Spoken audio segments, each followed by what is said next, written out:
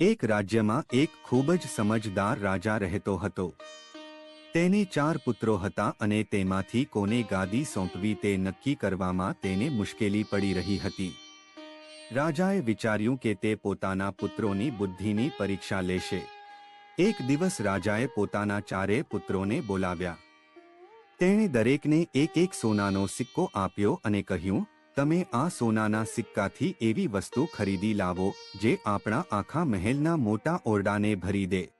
4 પુત્રો સોનાના સિક્કા લઈને જુદી જુદી દિશામાં નીકળી પડ્યા. પહેલો પુત્ર બજારમાં ગયો અને મોંઘા ઘરેણાં ખરીદ્યા. તેને લાગ્યું કે આ કિંમતી વસ્તુઓથી ઓરડો ભરાઈ જશે. બીજો પુત્ર બજારમાં ગયો અને સુંદર કપડાં ખરીદ્યા. ત્રીજો પુત્ર બજારમાં ગયો અને સ્વાદિષ્ટ ફળો અને મીઠાઈઓ ખરીદી.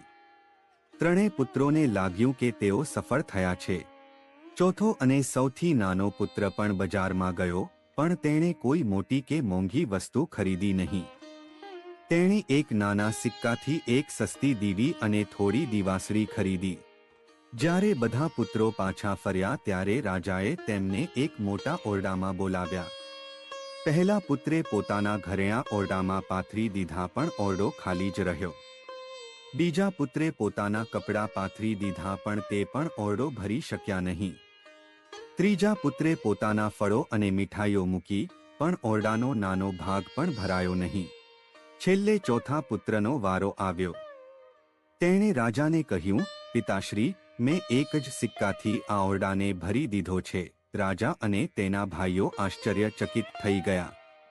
નાના પુત્રે પોતાની દીવી પ્રગટાવી અને ઓરડો પ્રકાશથી ભરાઈ ગયો.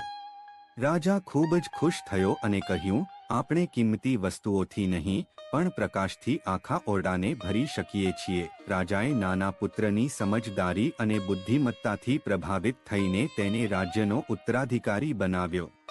આ વાર્તા આપણને શીખવે છે કે સાચી બુદ્ધિ એ નથી કે તમે કેટલી કિંમતી વસ્તુઓ ખરીદો, પણ એ છે કે તમે ઓછામાં ઓછા સાધનોથી સૌથી મોટું પરિણામ કેવી રીતે લાવો છો.